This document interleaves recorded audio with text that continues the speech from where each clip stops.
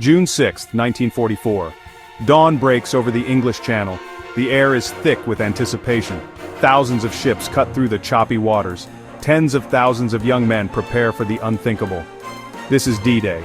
The fate of the world hangs in the balance. For years, Nazi Germany had held Europe captive.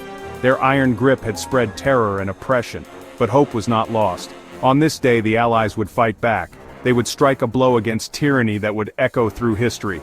This was more than just a battle. This was a turning point. This was D-Day. Operation Overlord. That was the code name for the largest amphibious invasion in history. It was a daring plan to liberate France and break the back of Hitler's war machine. The goal was simple, but the challenge immense. Land Allied troops on the beaches of Normandy, secure a foothold, and push inland. The path to victory in Europe ran through France, and it all started with Operation Overlord. The risks were enormous. The Germans knew an invasion was coming. They just didn't know when or where. The Allies had to deceive them, to make them think the real target was elsewhere. Months of meticulous planning went into D-Day. Every detail, from the tides and the moon phases to the placement of every soldier and tank, was carefully considered. The fate of millions rested on getting it right. As the first rays of sunlight pierced the darkness, the invasion began. Waves of landing craft stormed the beaches, codenamed Utah, Omaha, Gold, Juno, and Sword. Each beach was a scene of chaos and carnage. German machine guns roared, artillery shells rained down from the cliffs above, the sand turned red with the blood of fallen soldiers, but the Allies kept coming.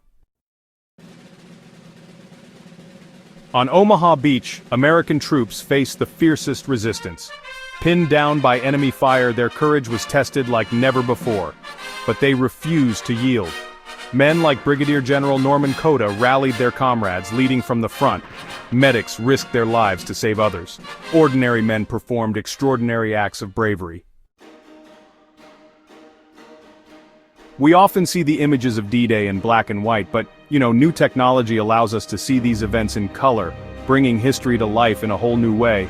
We see the faces of the young men who fought and died that day. We feel the terror and the determination in their eyes. The grays and blacks are replaced with the vibrant blues of the sea and sky, the greens of the uniforms, and the reds of the blood spilled on the sand. It's a stark reminder of the cost of freedom.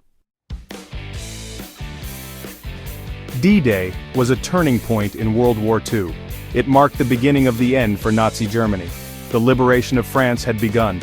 The Allies gained a crucial foothold in Europe. From there, they would push eastward, liberating Paris and eventually meeting up with Soviet forces advancing from the east. The days of the Nazi regime were numbered. D-Day was a victory bought at a terrible price. Thousands of Allied soldiers, sailors, and airmen made the ultimate sacrifice that day. Their bravery and sacrifice paved the way for the liberation of Europe and the eventual defeat of Nazi tyranny. We remember them not just as soldiers, but as sons, brothers, fathers, and friends.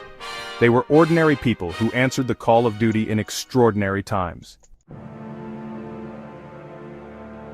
D-Day is more than just a date on a calendar. It's a symbol of courage, sacrifice, and the fight for freedom. It's a reminder that even in the darkest of times, hope can triumph over hate. As we remember D-Day, let us honor the heroes who fought and died on those distant beaches. Let us never forget their sacrifice, and let us strive to build a world worthy of their sacrifice, a world where peace and freedom reign.